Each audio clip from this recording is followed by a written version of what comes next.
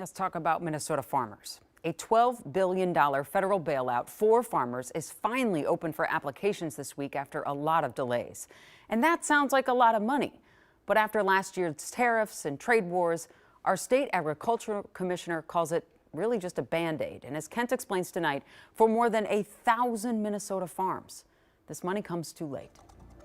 Yeah, Jana, a new report from the USDA shows we have now lost 1,300 Minnesota farms in just the past couple of years. We've also lost 100,000 acres of farmland, and these payments come as many more are falling behind. A great soybean growing season in Minnesota last year was not enough to offset the cost of tariffs. Couldn't cover our cost of production. When Ryan Mockentune talked to us back in September, he hoped the price of soybeans would recover thanks to an agreement with China to buy Minnesota's largest ag export.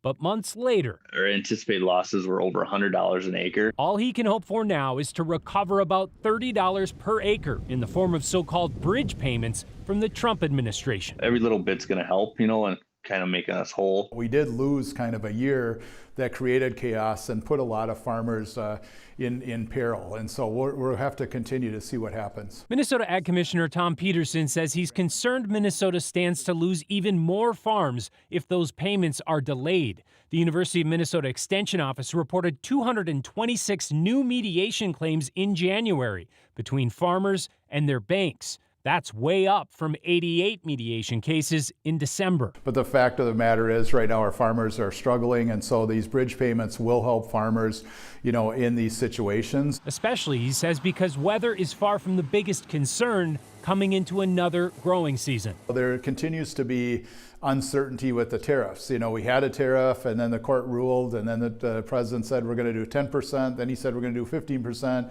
Now we're back to doing 10%. If you're buying from the United States, it's hard to cut a deal. And if you're farming, it's hard to cut it, period. Just about every crop that you're putting in, whether it's corn, soybeans, wheat, sugar beets, you're right now putting it in at a loss, in some cases a significant loss. Farmers are planting on good faith that eventually our markets will come back to profitable levels. But once again, that faith is being tested. As a fifth generation farmer, I want my kids to be able to continue on our legacy farm, but is that a viable option for them? That weighs a lot on me personally, and whether it's even something I want to put them into if they're handling all these pressures and stresses and things that are out of control.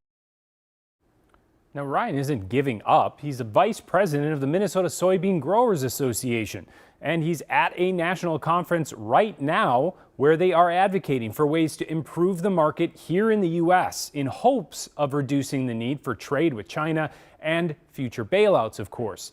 But until the market comes back, he says he'll likely plant more corn and hope they can hold on. Jana? Kent, I was wondering what that strategy would be when you're facing complete uncertainty with soybeans. Do you just plant something else?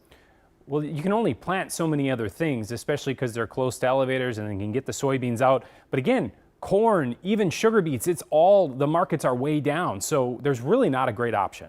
All right. Kent, thank you so much.